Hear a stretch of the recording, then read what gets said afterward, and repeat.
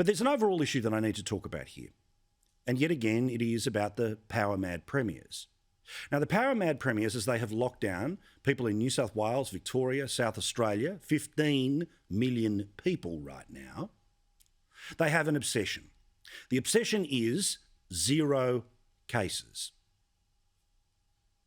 To be in lockdown to achieve 0 cases. Closer we get that number to 0 is a signal that we can end the lockdown. That is the number which we need to get close to 0 to be able to get out of the lockdown. Getting ahead of it and being able to crush it. Effectively to crush the virus, designed to try and crush the virus. The states and territories that want to eliminate the virus, I think, have the right approach.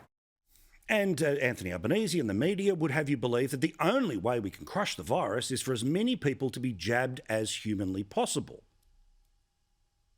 There is only one solution here, and that is to get vaccinated. As close to normal as we can be in this pre-fully vaccinated period. Every single opportunity to get as many people vaccinated as possible. We're now in the phase of the pandemic where vaccination is the main game. The sooner we get the population vaccinated, the sooner we can open even more things up. New South Wales wants this to be the last lockdown until we get the majority of our citizens vaccinated. Until we have an overwhelming majority of Australians vaccinated, well then if a state is prepared to act that way, then other states would have to have restrictions. See, that's all rather cute, because we will never get to 100% vaccination. You know that I support vaccination and it annoys some people that are watching, but too bad, I do. It is, hopefully, the way out of all of these COVID lockdowns and the way to get rid of those COVID handcuffs. But contrary to the belief that has been constantly pushed by the media, there are not 25 million Australians who are running to a GP clinic or ringing a number every day desperate to get vaccinated. An opinion poll which came out today in the Turnbull Times yet again showed that the majority of those who are not yet vaccinated are waiting or too busy. It is not 25 people trying to rush to get the jab. And even then, when the majority of people get the jab, will it be enough for the same people who say 4 cases is enough to lock down an entire state, for them to say there'll be no more COVID rules? Well, that, of course, changes depending on who you're talking to. The population being vaccinated, how many in percentage terms do you think, until we start to see those freedoms, avoiding lockdown? 80% is about, with the Delta variant, is about what we should be aiming for. 10 million jabs or 80% of the adult population. We probably need to have 80 to 85% of people over 16 to be vaccinated to get the likelihood of herd immunity. What percentage of people need to be vaccinated? I'd expect it to be above 80% though, maybe even a fair bit above that. But there are other places around the world that supposedly we're supposed to be envious of that have numbers of vaccination that is far lower than all of the numbers being suggested there.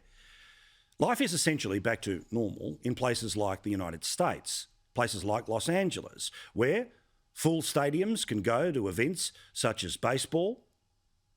Everyone can eat in a restaurant. You can go to the movies. 62% of people who live in Los Angeles are fully vaccinated. 78% of elderly people in LA are fully vaccinated. But Los Angeles today has had 1,233 new active cases. The number of people going to hospital has started to go up again.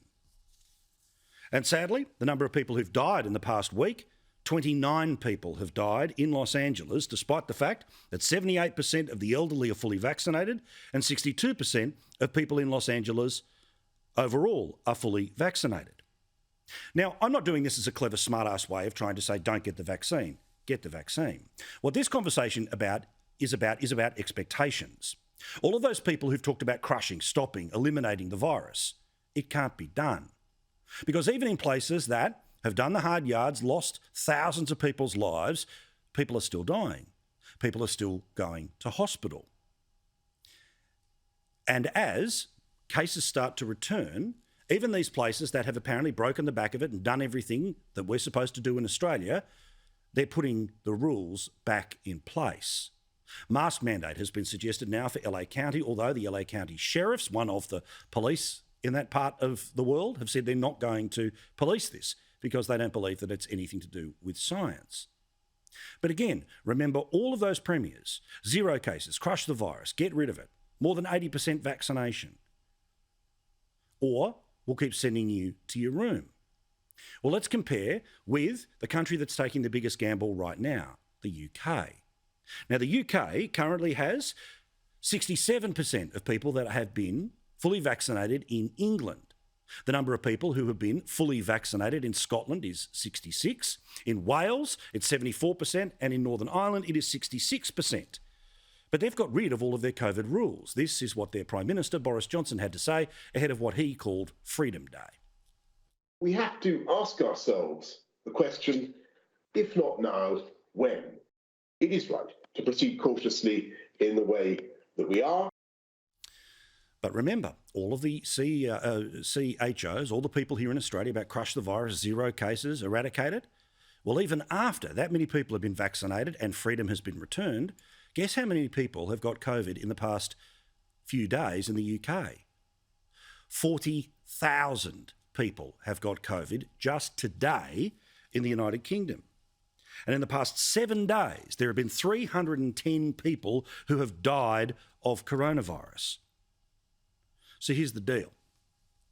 Can you imagine that the very same people who have locked everyone in their homes in Victoria, everyone in their homes in South Australia, everyone in Greater Sydney, in New South Wales, will somehow magically be okay when it's back to a few dozen cases and the odd death here and there?